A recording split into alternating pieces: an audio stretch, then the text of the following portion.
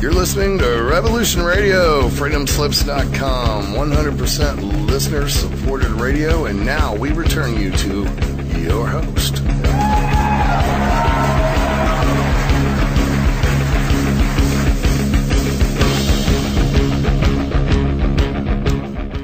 Good evening, everyone. Tonight is, it's Wednesday, the 29th. We're almost done March already. This has been a super fast month for me. How about you? I don't know. Every day I'm here, I'm really grateful. I didn't think I was going to make it to my birthday this year. I can't express some of the things that I'm feeling and seeing right now. I'm going to try. We're going to go all over the place tonight, so buckle up. I've been seeing some stuff lately. Just deep, dark, nasty stuff. In real time. Where we're finding bodies of black children with their organs removed floating in rivers. This means we are much further along than I thought, because we had talked about this several years ago. The harvesting. And why are they black children of certain ages, before puberty specifically, but young men too, under 16. Well, and this isn't racist, this is fact. The more melatonin you have in your organs, the better able you are to withstand radiation. So someone's concerned about that. No, when you see all around us violence, predation, psychosis, like all around us, it's difficult to think of anything spiritual or any kind of spiritual light as little more than a metaphor, a worn-out fairy tale that people are just so weak they're grabbing onto anything. It's very easy to sink into all the lies and the filth, the claims and counterclaims being slung like boulders in this war between cruel giants and merciless demigods of this world. For those who think the veil isn't thinning or lifting, I'd ask you to take another considered look at everything happening in the world. It's not merely that the oligarchs and the predator-like elites and the sick, twisted, demented are past the point of caring anymore and have virtually dispensed with all disguises altogether. It's far more than that. What was once unseen is becoming seen at a gathering pace. I believe the spiritual light, however one wishes to conceptualize that, it's the insight in the wisdom born of gnosis that can help us remain focused, balanced in the realm of the shifting sands. And speaking personally, the last few years have been hell. It's been hell for me. Not just difficult, but a series of cascadingly difficult events. But I still remain constant in communication anyway with my innermost, that ember of divine fire that dwells in the heart of all sentience. The secret, this imperishable fire, has saved my life many occasions, every time. It's lifted me out of intellectual and emotional darkness. It inspires me to kindness and empathy, a sense of play. that is strange now in this world. Sure, I carry a lot of internal scars. Who doesn't? The war of imagination has been raging for many thousands of years, at least through my own eyes. And this light, this divine fire, can be viewed as a purely artistic concept to those of a rigidly materialistic mindset. That's fine. But to others, those who have walked in realms beyond this one, this is the principle of all creation. How things are meant to work. Beautifully, magically, in a web so complex and deep and intertwined that we have no idea. If you've had a chance to look at my website or my Facebook page, which I invite you to come take a look and join me, please. You've been seeing me posting some of the events that are happening on planet Earth right now that look like we are racing towards a better view with some popcorn for the end of days. In an actual biblical frickin' sense of the word. And we know this. With all of these things going on, I know a lot of us have changed our lifestyle to keep going here. And we're all kind of fighting for our lives. What are we going to do? Are we ready? And I think we probably should all be working on ourselves in this vast, beautiful world where to make this body, these bodies we have inherited to billions of years. And then these billions of years, what have we done? We can build stuff. We can build some awesome stuff, fun stuff, horrible stuff, terrible stuff, bloody stuff, violent stuff. But what have we done for ourselves? Maybe if we stopped having and building, we'd be worrying about being. What are we going to do with our bodies? What could we do with our bodies? Because these bodies have been built on principles we know nothing about. The other thing that we're killing right now that just broke my heart when I saw this little BBC thing on TV a couple days ago talking about the turtles, and it was something I hadn't even thought of. Baby turtles. They're born alone, kind of buried in the sand. Mama buries them, leaves them. They wake up and are born on a full moon. They follow this full moon to the ocean. Now, because of our light pollution, they're following the full moon into the middle of the traffic and dying by the hundreds of thousands.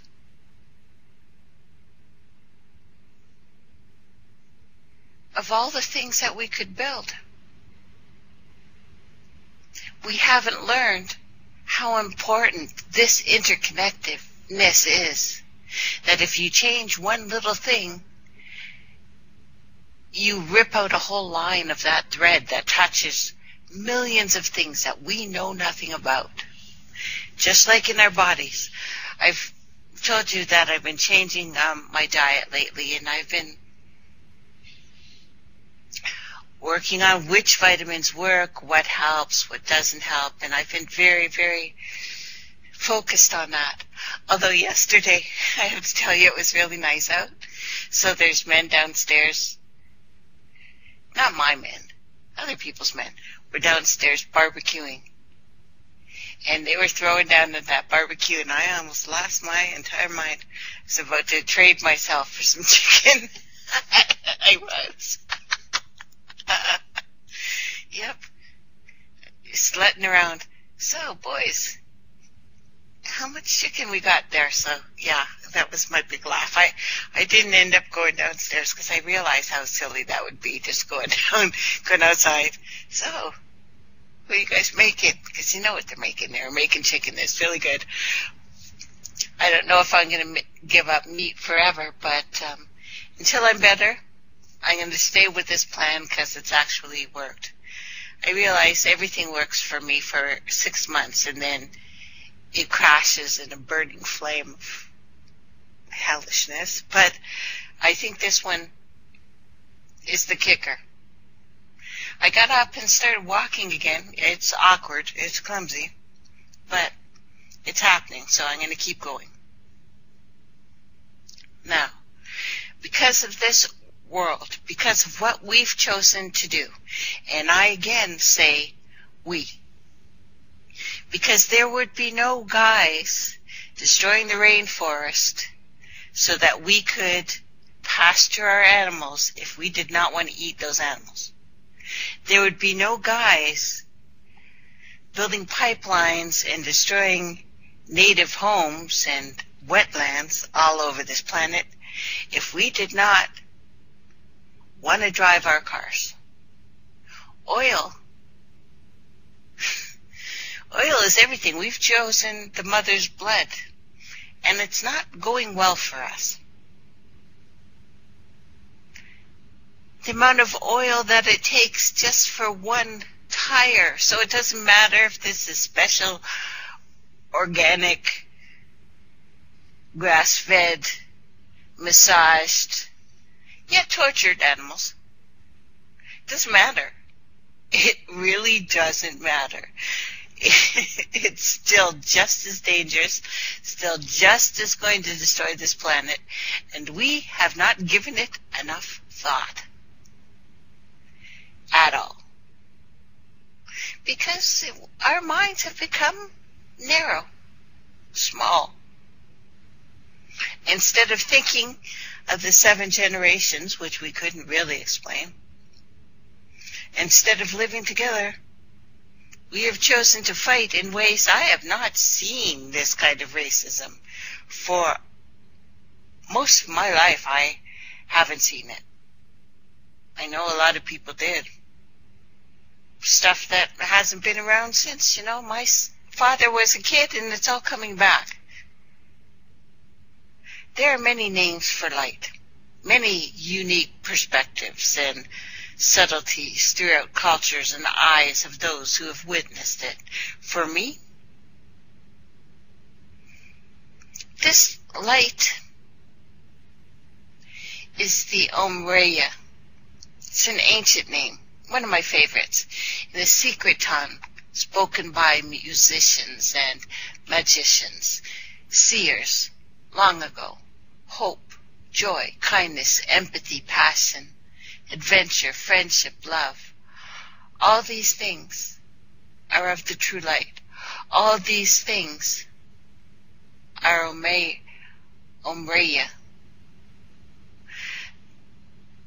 There are those warriors and healers who occasionally,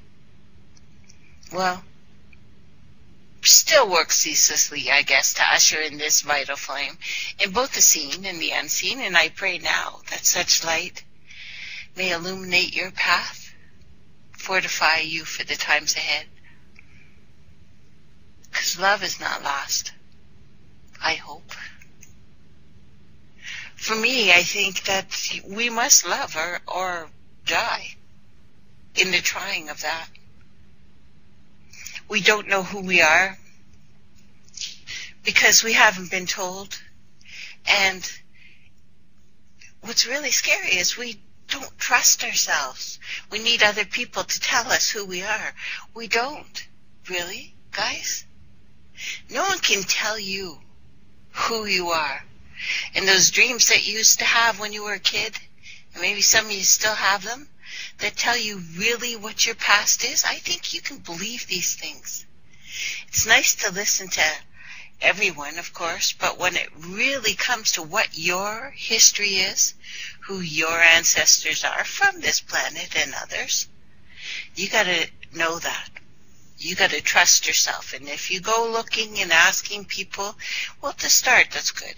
It's always good. But for the real truth about you and where you come from, you got to look inside. Peter Lavanda has 2 new books out. One is a nonfiction work, Secret Machines, so Gods, attached to Tom DeLonge's Secret Machines project.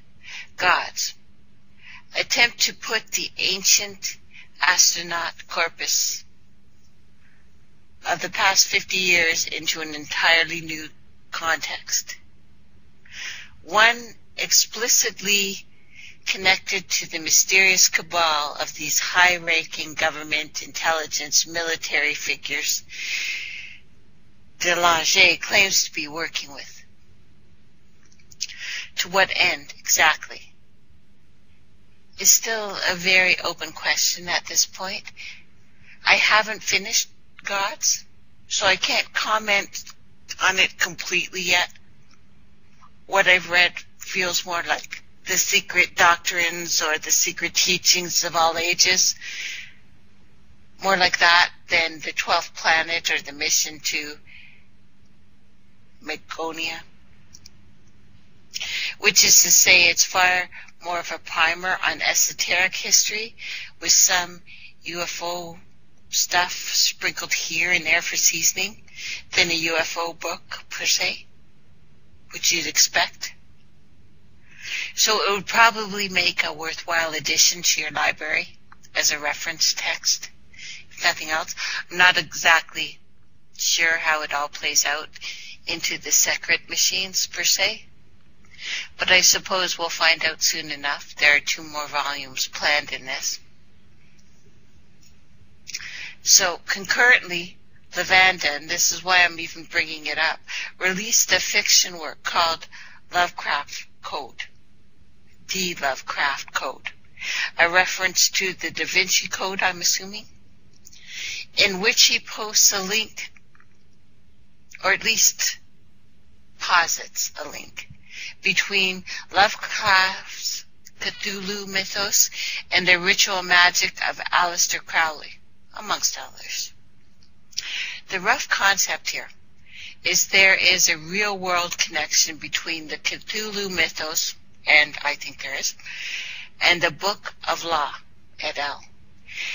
An argument buttressed by synchronistic dates and names, a connection inspired or driven by supernatural forces, linking Crowley to Lovecraft, who's come up a lot lately, in my head anyway. It's a novel premise for some, well, for a novel. Should be noted, though, that these parallels may not be entirely coincidental. Believe it or not, there's a very common denominator between Lovecraft and Crowley, and that's the always looming specter of British intelligence. Crowley, widely believed to have worked for the Crown during World War I, at the very least. Some claim he was recruited straight out of Cambridge. I think it's more like that. And for some time thereafter. How extensive his involvement with spycraft was, exactly, is a favorite parlor game for occultists. Some argue he was a spy all along. Others say he was typically overstating his involvement to bolster his cyclopedian ego. It's a toss-up, the way I see it. But meanwhile, let's go back to the States. Lovecraft was recruited by British intelligence agent Harry Houdini to co-write a story for Weird Tales 2 full years before the Call of the Cthulhu. They later collaborated on other projects as well. Now, from Wiki, Imprisoned with the Pharaohs became a popular story and was received favorably by Houdini. The escape artist was so impressed that until his death he continued offering the writer jobs, ghostwriting opportunities. Among them was an article criticizing astrology, for which he was paid $75, approximately $1,040 in present-day terms, and a book entitled The Cancer of Superstition, of which Lovecraft had completed an outline and some introductory pages prior to Houdini's death in 1926. So, to thank the author for his work, Houdini gave Lovecraft a signed copy of his 1924 book, A Magician Amongst the Spirits. Now, I doubt this led Lovecraft himself to work as a spy, though there's reason to believe that he may have worked as a courier, given his travels, but it's entirely possible that Houdini could have also hooked him up with some occult literature, the Book of Law, for instance, as research for the cancer of superstition. And if you're a bookie kind of person, those two are must-haves, occult-wise. You'll probably find them on YouTube. I think the Book of Law is an audio book on YouTube. I think. It's also certainly possible that one of the occultists Houdini could have introduced Lovecraft to was that fruitcake Alice Bailey, who I bring up a lot, founder of the Lucius Trust, widely seen as the godmother of modern New Age movement. As a matter of fact, I think she is the writer of most of the mythos that people think is ancient knowledge right now, that she wrote from her head, because she's a crazy person. Anyway, a good argument could have been made that Bailey was providing weekend seekers with more acceptable variant on Crowleyism, a Crowley safe zone for suburban consumption kind of thing. Safe place, Crowley. Well, both were well-born Britons who were drawn to the excitement of occult renaissance. Both claimed to be co-writers with supernatural beings. Both were prolific writers and publishers of work many reasonable people find absolutely impenetrable. Both jumbled a whole mess of traditions and teachings from the East and the West and put their own unique spin on them. And of course, both have been fertile targets for conspiracy theorizing, especially in the last 40 years or so. Big time talked about. Now, in one of the most well-read posts that I've read in a while, popular, I mean, it's been proposed that H.P. Lovecraft drew heavily on the works of Alice Bailey, Theosophist, particularly her 1922 book, Initiation, Human and Solar, for his signature Cthulhu Mythos. The other thing about Bailey and him, they were both rabid racists.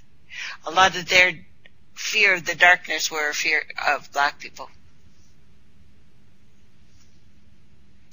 I didn't expect this to be overly controversial. Lovecraft actually refers to Theosophy several times in the Call of the Cthulhu, and was known to have read this kind of literature, specifically that of William Scott Elliott.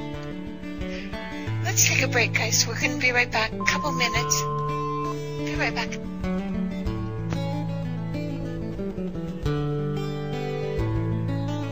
Welcome back, everyone. Perfect. So,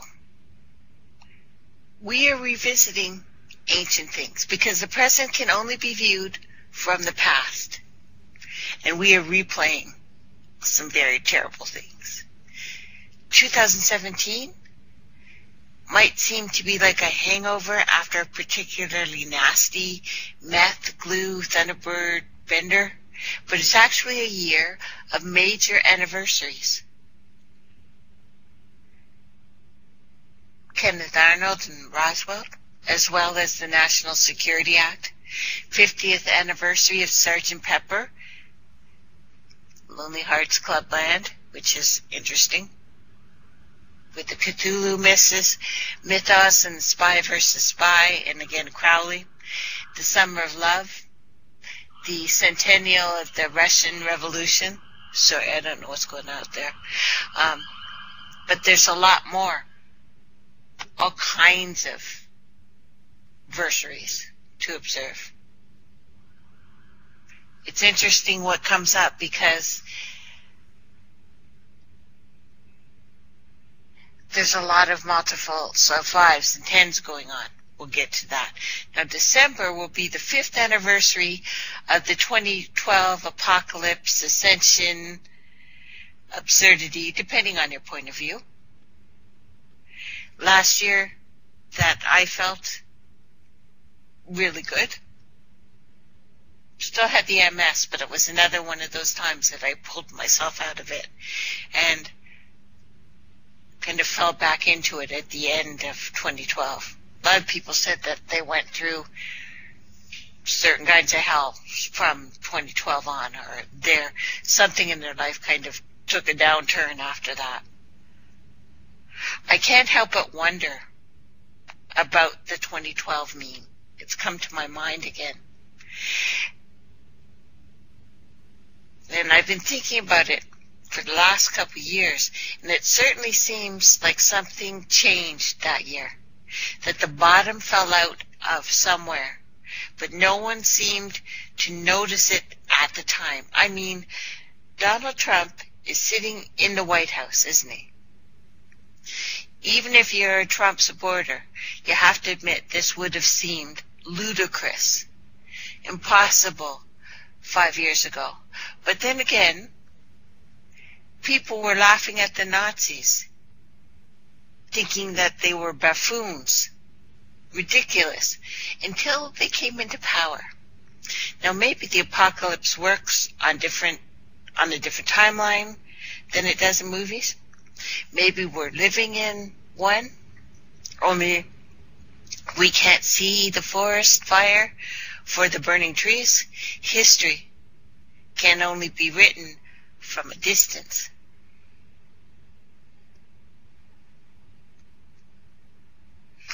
And it was 2007 that I started blogging on my site.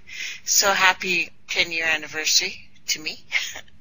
It's also a year that a newly elected senator with a weird, oblique connection to the Council of Nine announced his candidacy for president. I know we haven't talked about that one in a while. We'll go back to it. Well, Obama, yeah, that's what I'm thinking. He has... We'll do a whole show on that one, because it's pretty darn interesting. But last week marks the 20th anniversary of Heaven's Gate suicides, an event that I've gone into quite some detail on. Whenever the media might have you believe the Gate were a bona fide modern Gnostic sect, serious, rigorous about their work, deeply troubled by the emergence of the techno-surveillance state they saw emerging at the time. This also marks the 20th anniversary of the last of the Order of Solar Temple suicides. Remember that?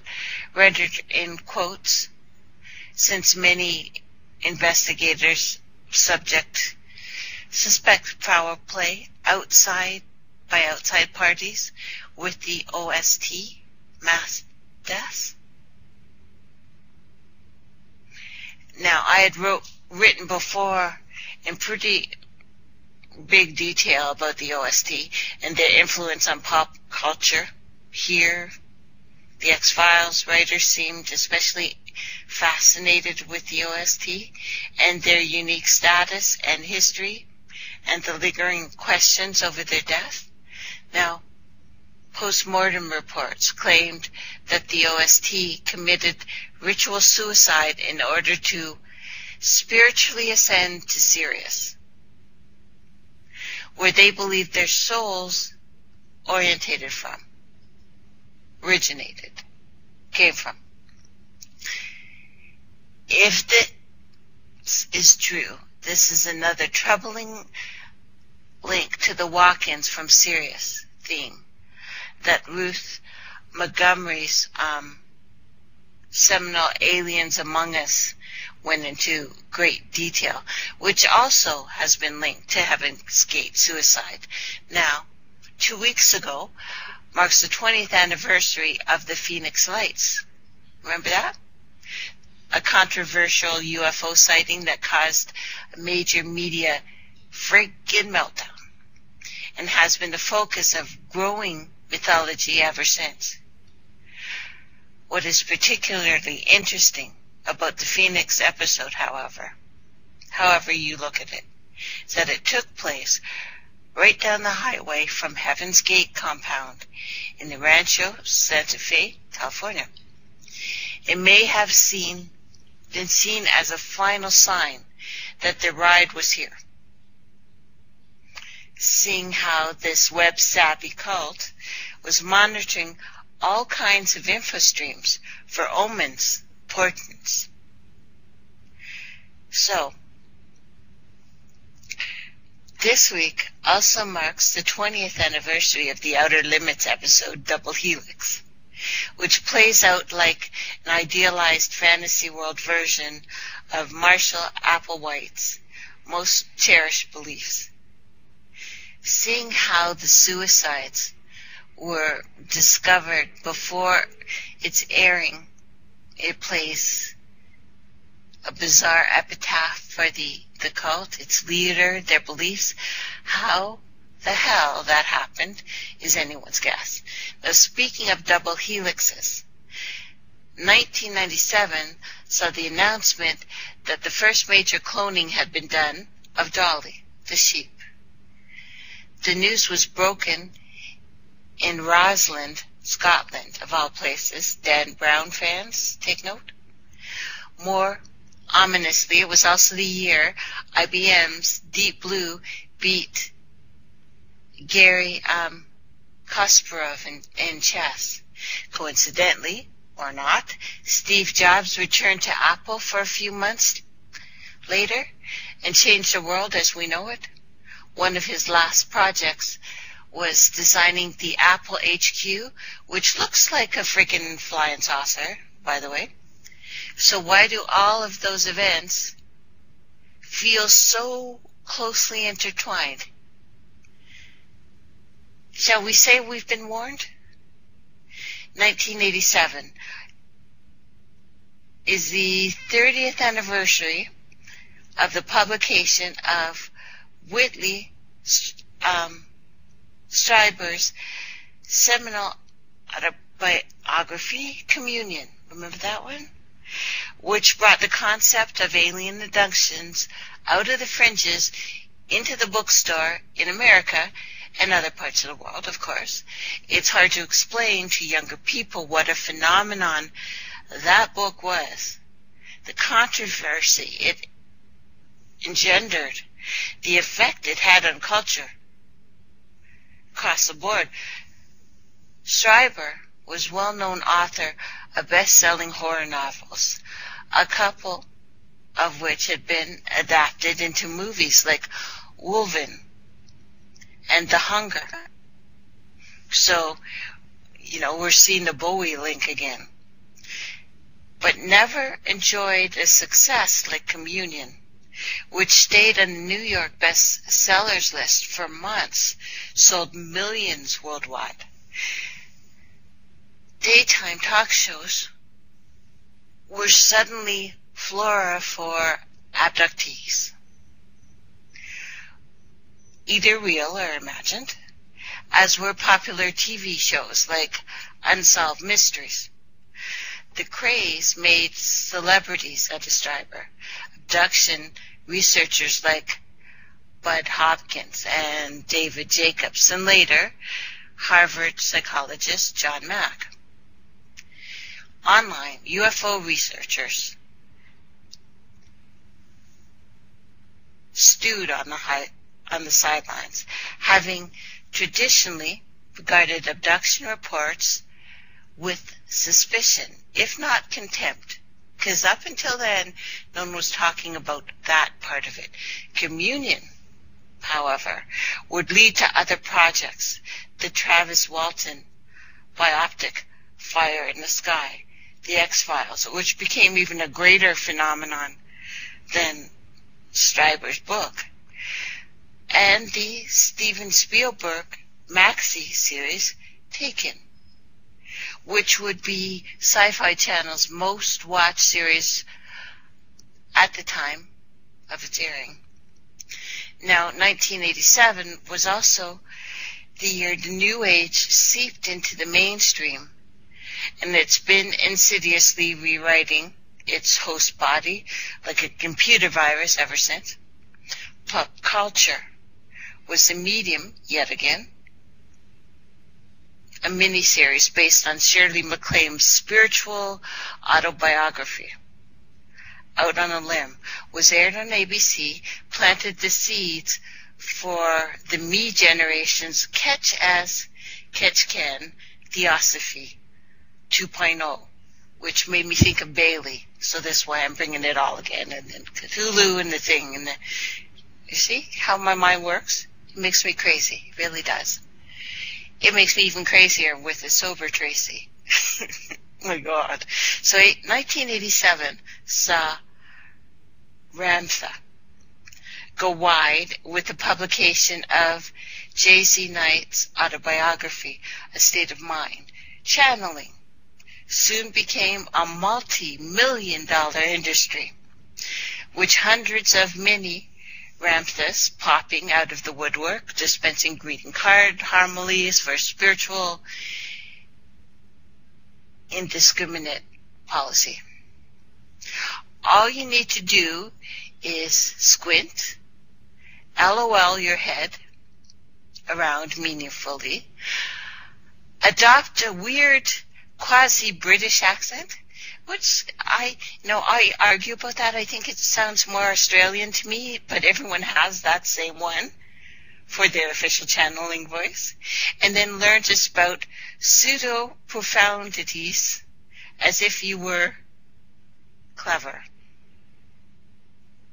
Again, New Age craze is hard to explain today, though in a large part because the New Age is so ubiquitous today. It's woven into the cultural fabric of most Western and non-Western cultures. Yoga studios can be found in every sizable town, anywhere. Acupuncture, other alternative modalities are often covered by health insurance programs. Health stores are slowly displacing conventional supermarkets, and many more traditional houses, spiritual houses of worship anyway, offer New Age programs like meditation, yoga, and self-actualization to their congruence. So this came in. It's still the guys, it's still the company, it's still big government.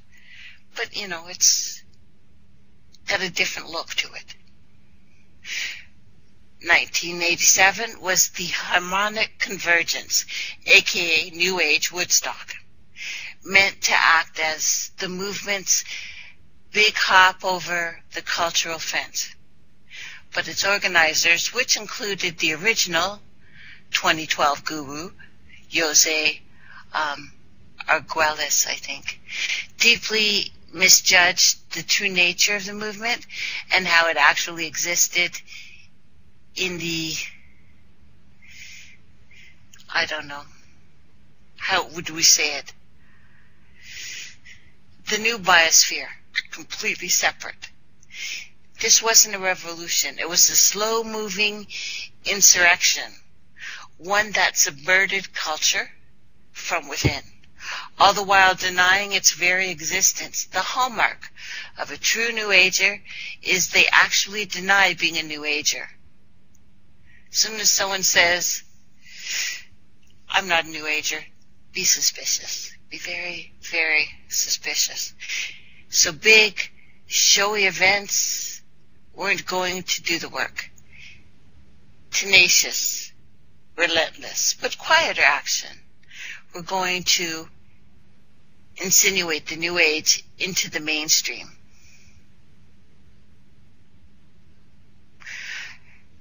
(1987) saw the Iran-Contra affair, in which the arms were sold to Iran in exchange for American hostages held by the Iran-controlled radicals, and the profits were diverted into anti-Sandinistas militias in Nicaragua. Became the major news story, dominating headlines and Sunday talk shows for an entire year, and pretty much into the next too. Iran-Contra is arguably the impetus for the true mainstreaming of conspiracy theories, just in time for the drawing of the internet era, like it was a plan, right? Conspiracy research wasn't a fringe hobby then. It was front-page news all across the world. It's just that the virus escaped from the lab and filtered down into places mainstream media would have rathered it hadn't. But the real groundwork for the rise of the conspiracy culture would be laid 10 years earlier, when the first fully functional home computer, the Commodore PET, was debuted as a trade show. Conspiracy theory may have thrived on talk radio and shortwave and ham radio, not to mention mail order, but it would explode on the internet. Even in the crudest venues of the BBS dial-in days, when it was slow, and you know that sound, and that, you know that sound, even when that started. Now, at the same time, Commodore was unveiled. A new president from the Plains, Georgia, took office, who swore to tear the lid off government corruption, and specifically UFO secrecy in Washington. Things predictably didn't work out so well for him. 1977 saw the commotion of the modern Hollywood blockbuster, already having birthed itself in 1975 with Spielberg's Jaws. George Lucas' spiritual sci-fi epic, Star Wars, and Spielberg's UFO Fantasia, Close Encounters of the Third Kind, changed the rules forever. You can throw in Saturday Night Fever if you like, as it spawned the rise of blockbuster soundtracks as well, and, as many would argue, planted the seeds for the eventual creation, impoverishment of Hollywood that they created. In today's market, doubles and triples are no longer enough.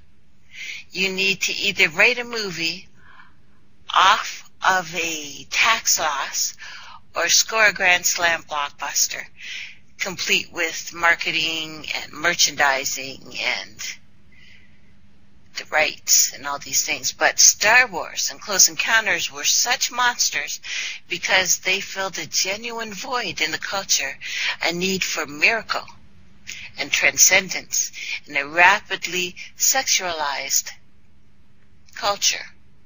In their wake, the movies would become the dream of the theater masses, in the same way that the great cathedrals were the peasants of the Middle Age. And this is why I said before this was the marriage. This is how it happens. Let's take a little break, stretch your legs, and we will be right back. Welcome back, everyone. You're listening to TraceElements, today with Tracey Kennedy. Thank you very much for listening, everyone, and we've done so well today. Everything's worked out. Revolution Radio is working great, and I'm actually even making it back in time after the break, so cooking with fire here. So let's continue. The films. Both films. Struck the right place. NASA tested its first space shuttle at the beginning of the year, promising a new era of space exploration, one that has yet to come, 40 years later, I admit. Even so, the moon was right at the time. The other end of the ritual spectrum, 1977, also saw the arrest of David Berkowitz, whom the media named as the sole Son of Sam killer, despite the fact that witnesses had cogently and explicitly described other shooters not matching his description. Berkowitz himself would later claim that he was a member of a sect of the Process Church that we've talked about before, the Process Church of the Final Judgment. He was not the only shooter, and that the killings were actually human sacrifices. And as fate would have it, 2 of the men he claimed as accomplices would die under mysterious circumstances not long after Berkowitz was arrested. And their father was named Sam. Also, summer of 1977, Elvis Presley died after a long struggle with obesity and prescription drug abuse. It's poetic in a Greek tragedy sort of fashion, since 77 not only saw the rise of disco as an all-consuming craze. Donna Summer had the first hit with the totally synchronized or synthesized record, I Feel Love, that year, but also the breakthrough of punk rock and the first wave of new wave. So the Sex Pistols, The Clash, Elvis Costello, Talking Heads, all released their debuts, which took the basic 4 to the floor, rock and roll kind of stuff, Presley cut his teeth on, and wed it to the postmodern data and other weird continental theories that old-timers like the King would never have anything to do with. Not that most America even noticed. The Eagles, Hotel California, Pink Floyd's Animals, Fleetwood Mac's Rumors were albums most of the public were actually buying. Punk bombed bad. Its first assault on America.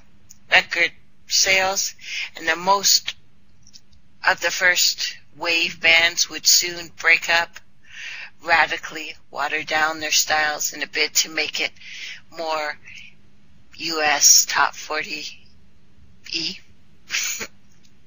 New Wave, which began as a marketing ploy to ease punk into American market, so it was all planned, would become a musical equivalent of New Age, a contagion that would insinuate itself into the host, rewrite the matrix from within, which is happening on all levels.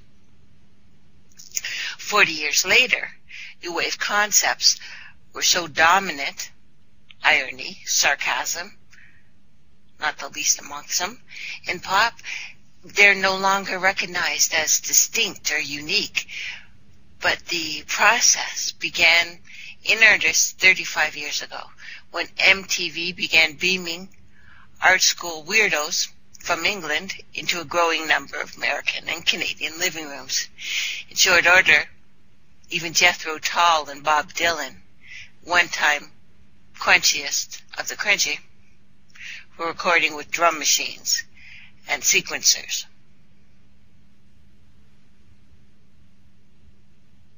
So, 20th anniversary of Buffy, 60th anniversary of the Treaty of Rome, just as Theresa May burns it to the ground. So a lot of things happened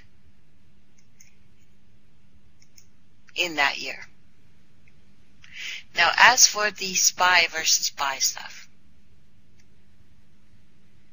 we are stuck in the funhouse that was brought by these things. Now, fun houses are only fun when you leave them. When the distorting mirror images become your new day-to-day reality construct, it's not so much fun anymore.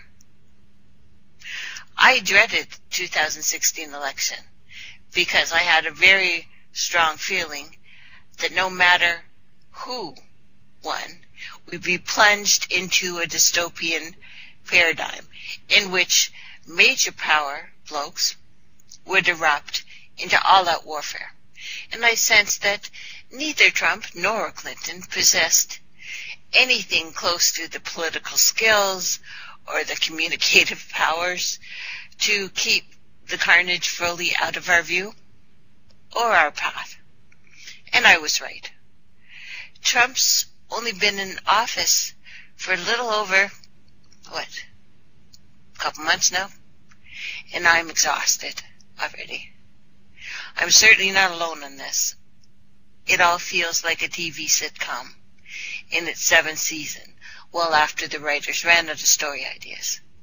The shark has been good and jumped.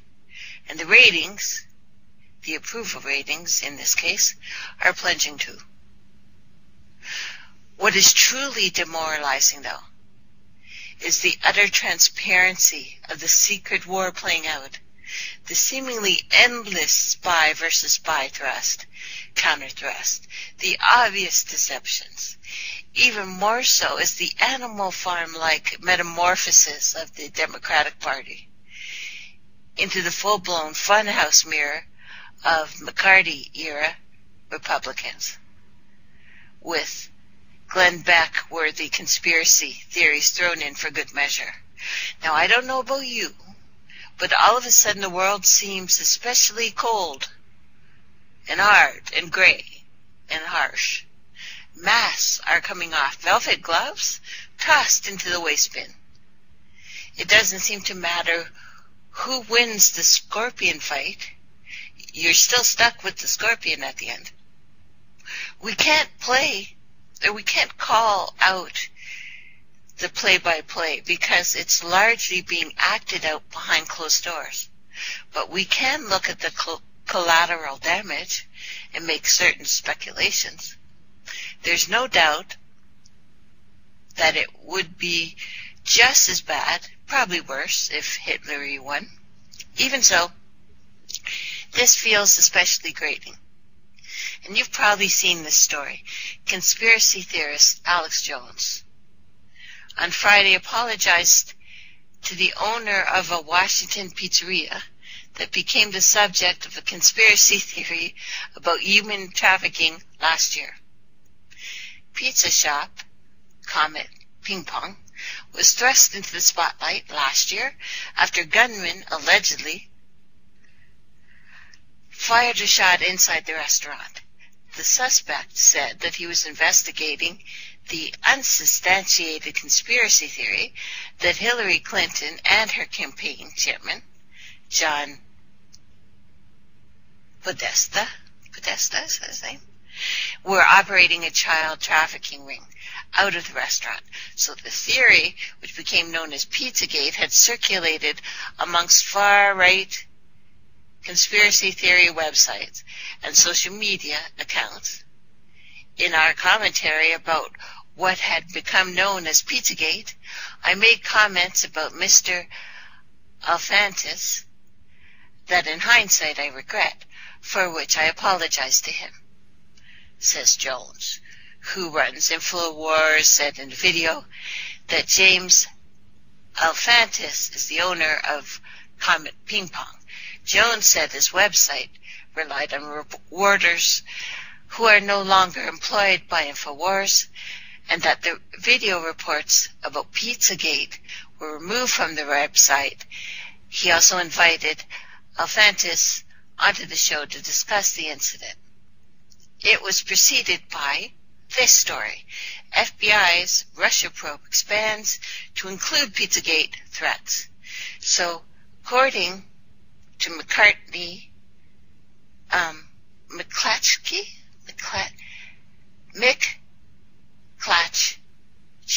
think, news. The FBI's Russian influence probe agents were exploring whether far-right news operations, including pro-Donald Trump sites like the Breitbart News and InfoWars, took any actions to assist Russian operatives. Trump's ousted National Secretary Michael Flynn and his son, a member of Trump's transition team, were amongst those who boosted the so-called Pizzagate pedophile conspiracy theory. I doubt this will quell the fever amongst the Pizzagaters. On sites like 4chan and Vote, V-O-A-T, given the suspicion that many on the fringes regard Alex Jones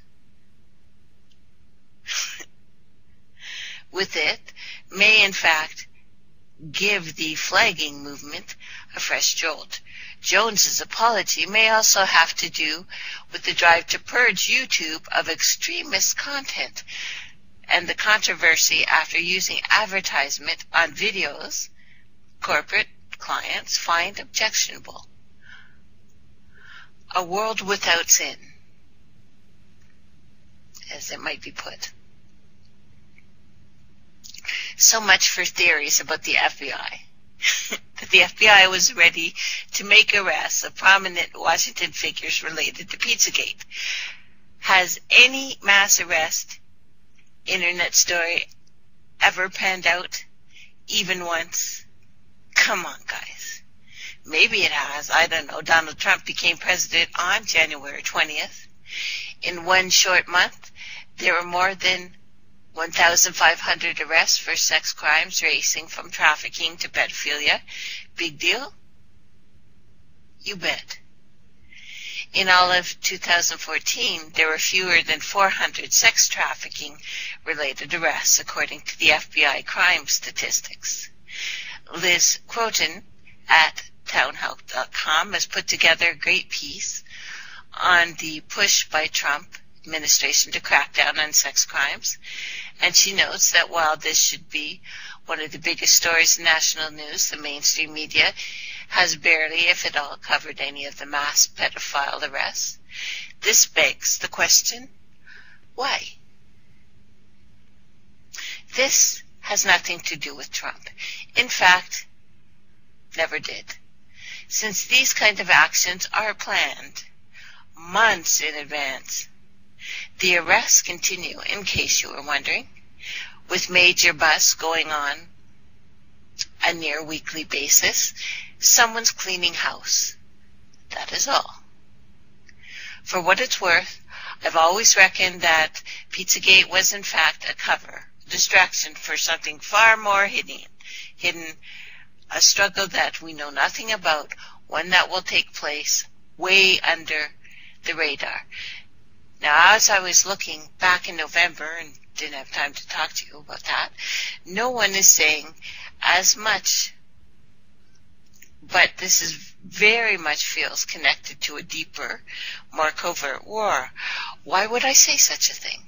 Because at the same time that Pizzagate went dark, we've seen major strikes taken against international pedophilia, which actually is a global conspiracy with its own networks and secret codes and moles within established centers of power, such as schools and police departments and governments. But we knew this. I know it gives us a chance to all feel that something good is happening and that we have stopped a horrible thing because we all think we're a little bit invested in this stuff. But I look at the truth. I look at Well, I got kicked off a native site today because I made a comment and was told to shut the hell up. But did I? No, I did not. Because there are little girls and little boys all across Canada on the natives' reserves killing themselves. They're saying this is because of the colonists and their takeover. Well, the colonists are not on the reserve. Kids are killing themselves rather than to be with you. So that means the failure is with the families. Sorry, not popular. You know, I'm not a nice guy, I guess. So I was kicked off the site anyway. So I'm just complaining about it, but I'm right. If they're not taking care of their kids, how would they expect other people to care? We don't care about our kids. Our kids are being hurt because we don't care enough. These things would not happen if we stopped them from happening. Things being done to us is because we're allowing it to be done. Anyway.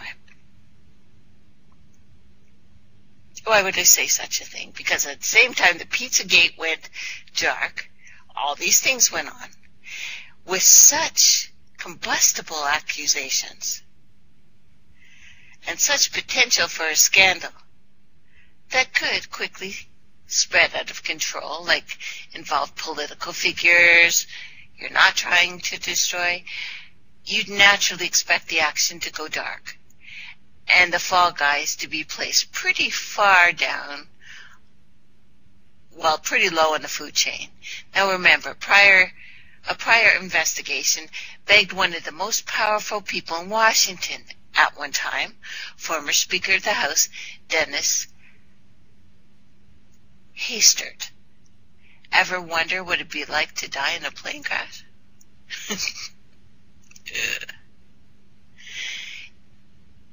It may be sheer coincidence, but James Alefantis, former partner, suffered a major heart attack this week. Media Matters for American founder David Brock was rushed to the hospital on Tuesday after suffering a heart attack. Now, according to a press release from MMA, the founder of the liberal media watchdog and analysis website was rushed to the hospital early Tuesday afternoon and received treatment. Sure, it may be a coincidence, or it may be what I like to call falling down an elevator shaft onto some bullets. But I couldn't help but remember this other story published soon after the election. Dems to David Brock. Stop helping. You're killing us. Democrats know they need someone to lead them out of the wilderness. But they say that someone is not David Brock. As David Brock attempts to position himself as leader in the rebuilding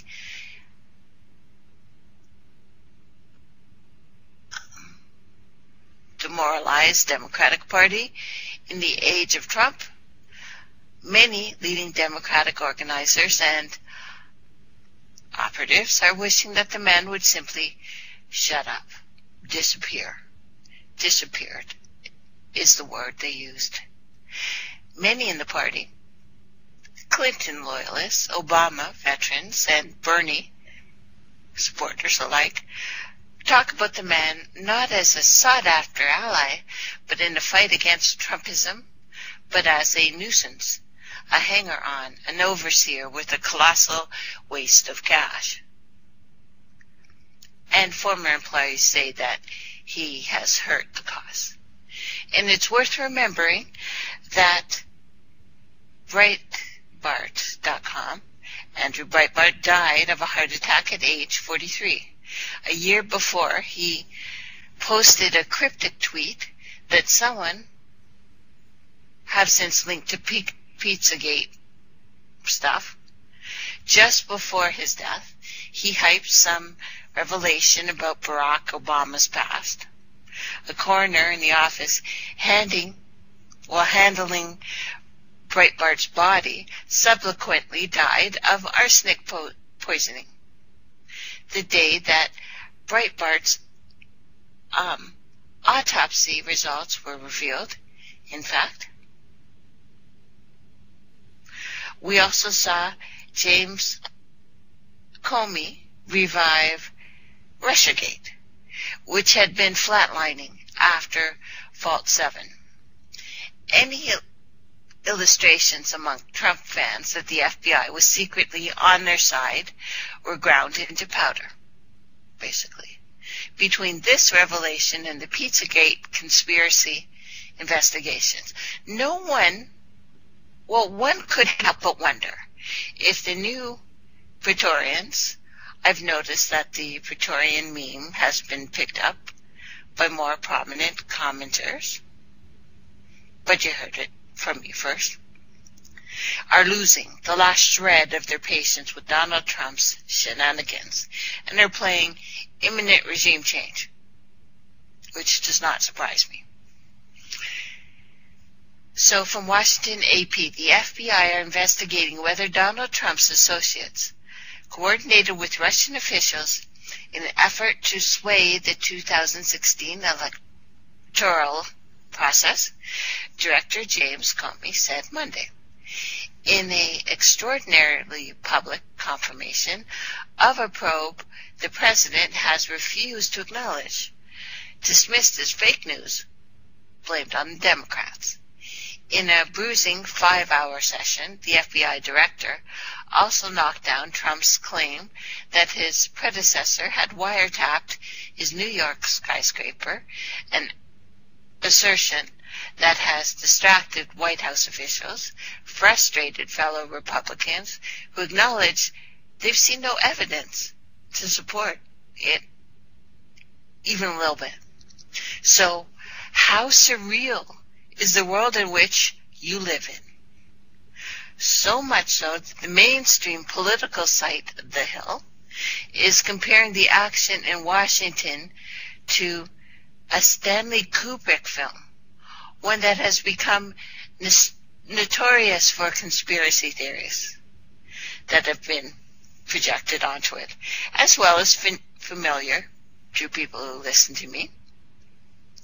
So on the 40th anniversary of the publication of The Shining, Stephen King must be wondering if Washington is working on its own sequel. For the last couple months, Washington has been on the edge, like we are all trapped in Overlook Hotel, with every day bringing a new jump scare, often preceded by a telltale tweet. Indeed, a Twitter whistle has been replaced with suspenseful music to put the entire city on the edge of their seats. In the Shining sequel, however, people are sharply divided on who is the deranged axe-wielding villain in this lodge, the president or the press. Ironically, with the recent disclosure that some of the Trump campaign may indeed have been subject to surveillance, the president is looking more like Danny Torrance, a character dismissed for constantly muttering, "Red rum, red rum," until someone finally looked in the mirror at the reverse image to see what it said.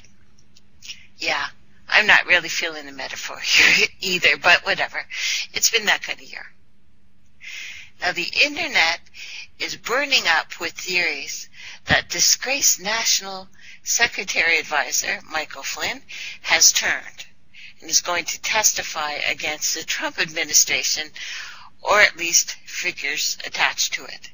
It's hard to imagine that a 3-star general can be stupid enough to be guilty of things Flynn's been accused of.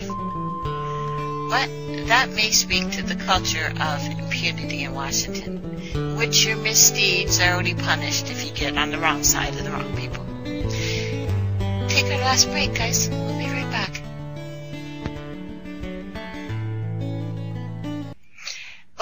back, everyone. And as to answer how much chicken, I guess the question was if I was going to forfeit my honor, how much chicken would it take? That's funny. Just move along. Anyway, what's going on right now is like a really bad cyberpunk novel. And one wonders if the secret war has spread outside Washington, because that car service provider, the giant Uber, is having major run of rotten luck lately. Now, it is suspending its self-driving car program after one of its autonomous vehicles was involved in a high-impact crash in Arizona, the latest incident for a company reeling from multiple crises. I think crises. Anyway, in a photo posted on Twitter, one of Uber's Volvo, which, Volvos, it should never have been a Volvo. Volvos are just awful. Anyway, self-driving SUVs, is pictured on its side next to another car with dents and smashed windows.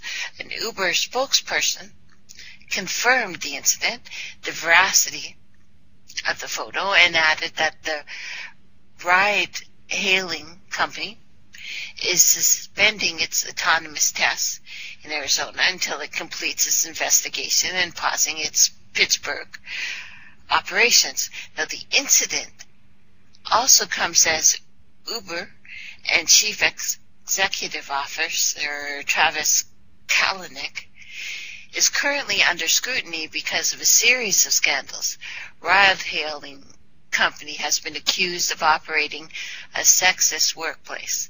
This month, New York Times reported that Uber used a tool called Greyball to help drivers evade government regulators and enforce officials. Kalanick said that he needed leadership help after Bloomberg published a video showing him arguing with an Uber driver. So, who did Kalanick piss off? Because coincidentally, and here's that word again, the crash comes soon after WikiLeaks revealed CIA hackers had the ability to override computer systems in automobiles. Now, this is from Mashable. WikiLeaks had published a trove of files saying that it says that are linked to the CIA's hacking operations, which apparently includes efforts to hack into cars. The first in the series was called Vault 7.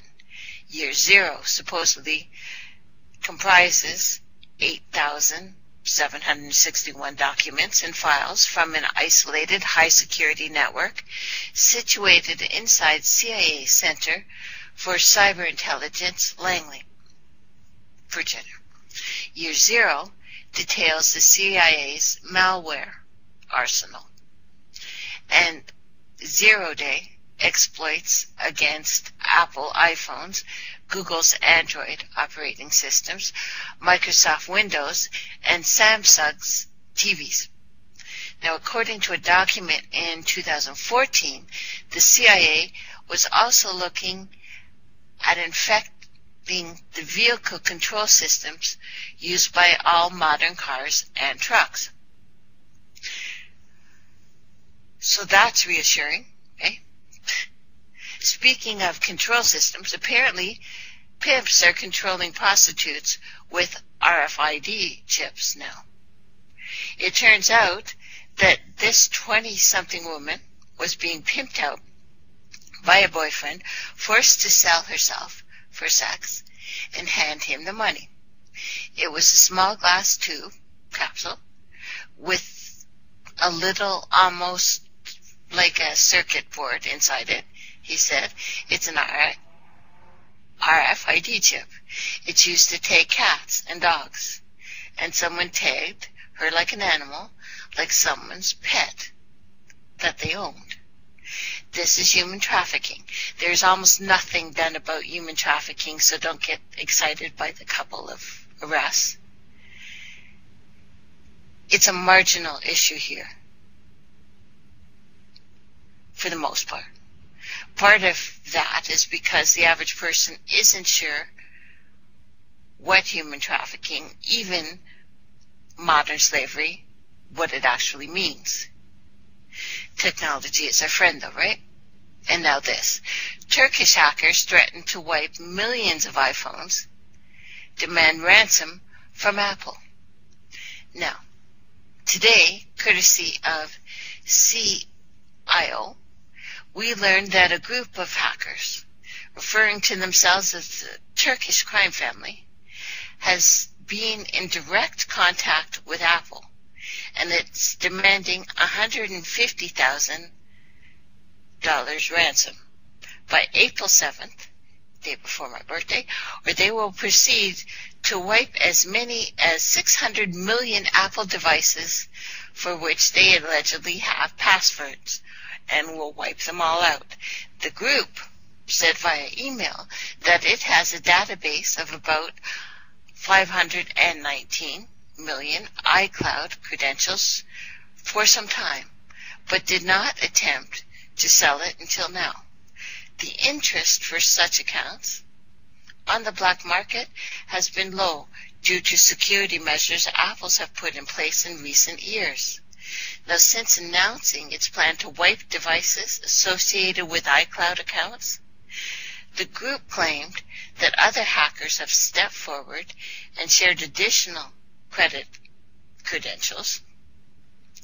credentials with them, and currently, the current number anyway, holds at over 627 million.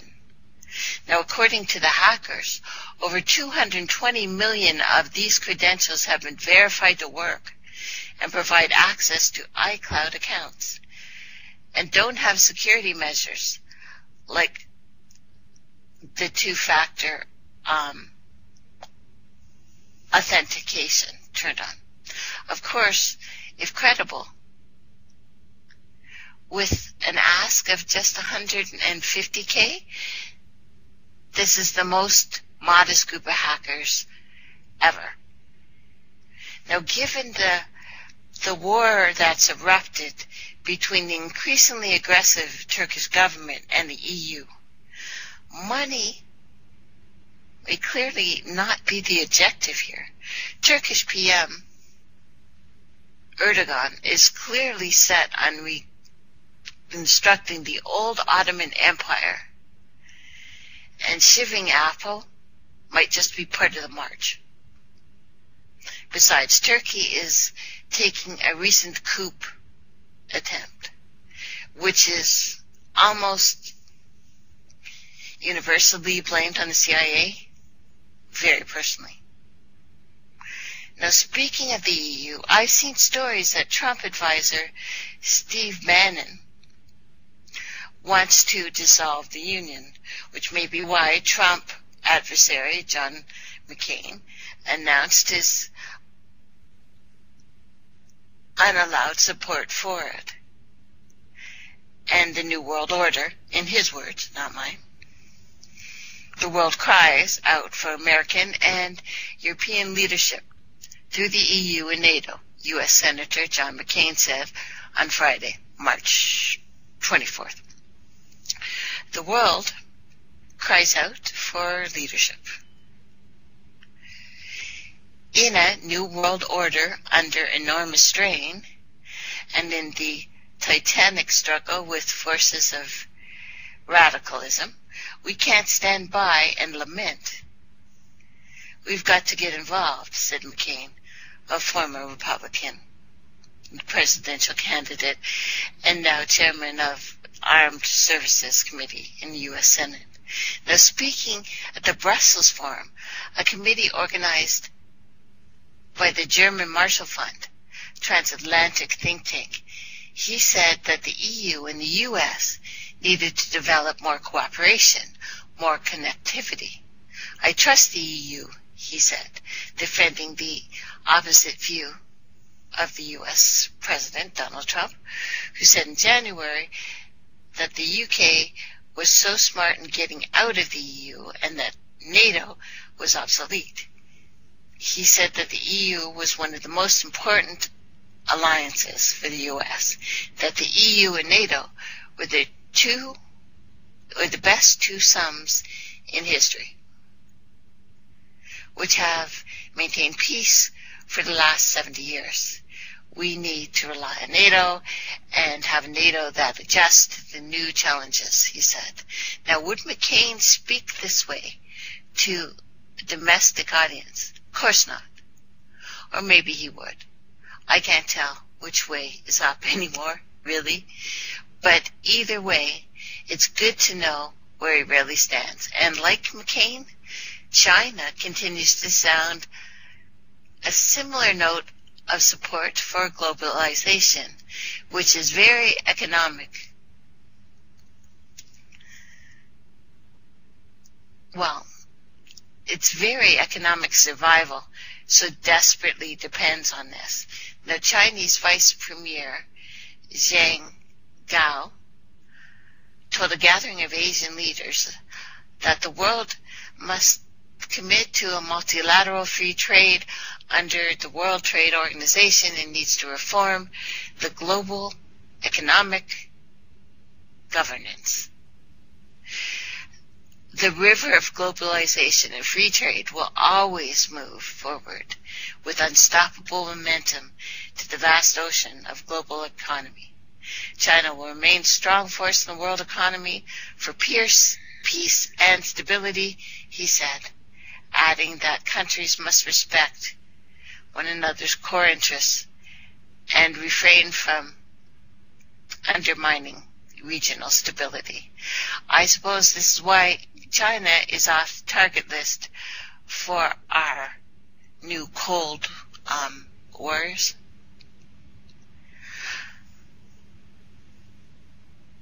I've resisted saying this because it's just so depressing. I've been actually written a few pieces on this and couldn't figure out what to say. But I suppose I just wanted it to go on record. All this skullduggery. Posterity's sake. Which is why I refrained from commenting at all, or at least for the most part, instead of adding that it became a new, strange, mimetic virus in which the same way the Franklin Boys Town scandal did in the 90s. Note that prior to the election and Pizzagate, Trump nemesis, the Washington Post, was all over this sex trafficking stuff. The ongoing legal and police actions coinciding with the moves to shut down Pizzagate on the fringes of the web seem exactly like the kind of action one would expect if there was a serious operation at work. Shutting down the internet chatter makes perfect sense in this context anyway, because, you get compliance with these things. So, I thought from the beginning, guys, that Pizzagate was just about something to look at. It's going to look over here, well, something very bad is going on over there. It's a cesspool, the bottom of the rabbit hole, starting to resolve into a clear view.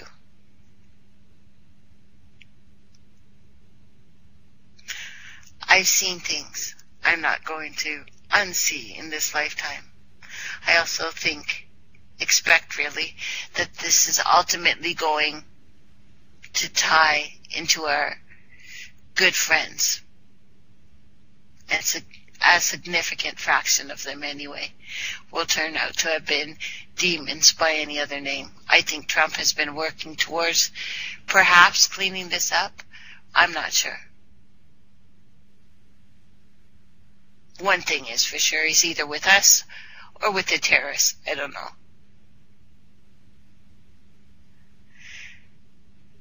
But I'm exhausted. I feel like it's been a non-stop magical war that only intensified after the election, and then again after the inauguration.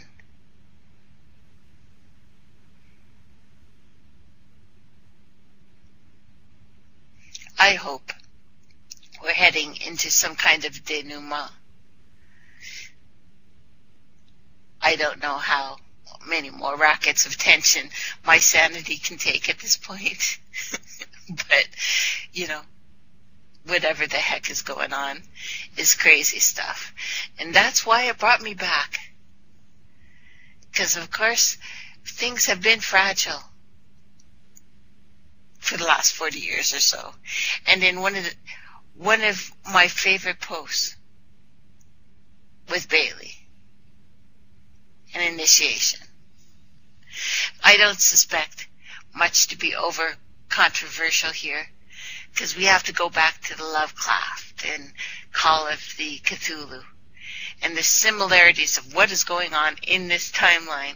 Lovecraft, like many important artists, was unapologetic with his influences of the old one, claiming Lovecraft was pillaging from Poe or Dunsany isn't remotely controversial, but I guess suggesting that the hallowed Cthulhu mythos might have been lifted from something fragile, a hothouse of theosophy, is not too far out of my mindset. Never mind that theosophy and other esoteric systems are constantly being ransacked by everything that's going on right now. More than the various parallels is the Gestalt. Lovecraft seemed impressed by Bailey's swing for the fences cosmology, and may have figured it to be potential for strip mining for the mythos.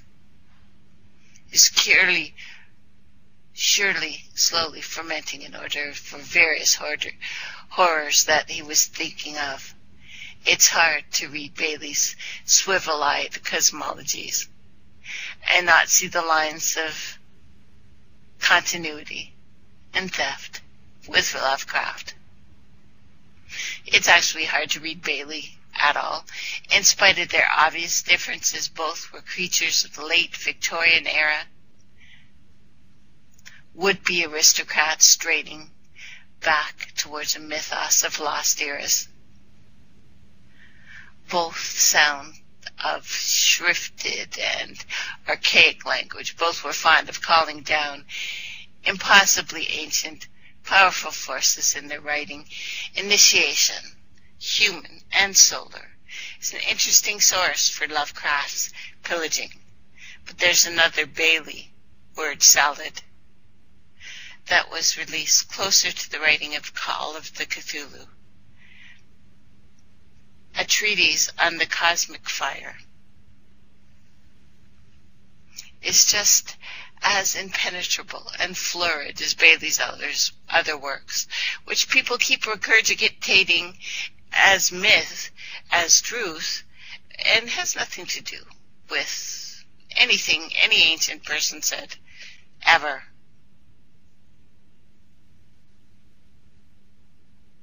But they constructed other forms. They called for cosmic fire. They caused and called for old things to be brought back into life for a period of destruction that extended far with either of their hands. The work talked about the return of the ancient ones, the old ones, the sons of the cosmic evil, the Rhesus of the darkest constellations gathered for their lesser horse, the darkest spawn of hell. They darkened all space. All this sounds very Lovecraftian, doesn't it? Dark forces from the stars rising up, demons who were unable to be controlled. Very florid, very purple, very large. Compare this with the Cthulhu. Void, as they are of lordship over ghouls and night gaunts, the mindless, the shapeless, the blasphemies of outer space, can yet control them when they must. Compare ghouls and night gaunts with animating shades and gazing into the silence of their work, with the void as they of lordship. Two different ways of telling the same story. Amazingly, Bailey outshines even Lovecraft when it comes to the dark purple. However, there's a mention of Dazen in a letter to Lovecraft that he wrote, that was written to him, that he mentions the Cthulhu. Initially, I chalked this up to another writer withholding information to protect a source, perhaps, but the word Dazen apparently only is mentioned twice in a treatise on cosmic fire. And given the fact that Bailey hammers even more the most attentive reader over the head with a blizzard of garbled terms and made-up names, Lovecraft can be easily forgiven for overlooking it.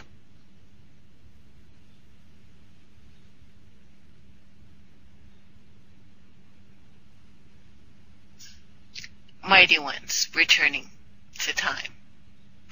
Mighty ones coming back. The ancient evils returning. So remember, Bailey predates Lovecraft. And that treatise on cosmic fire would be relatively fresh when Lovecraft was working on Cthulhu. But their words brought back something very old, and unfortunately very, very evil to us. There's been so much for 1 year, hasn't there?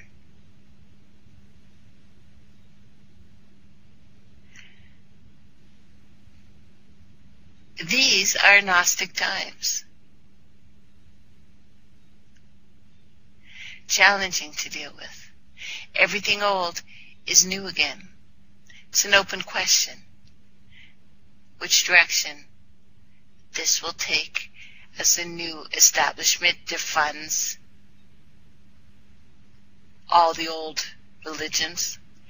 But we see both the rise of secularism and the rise of spiritual but not religious, which is the thing to say now.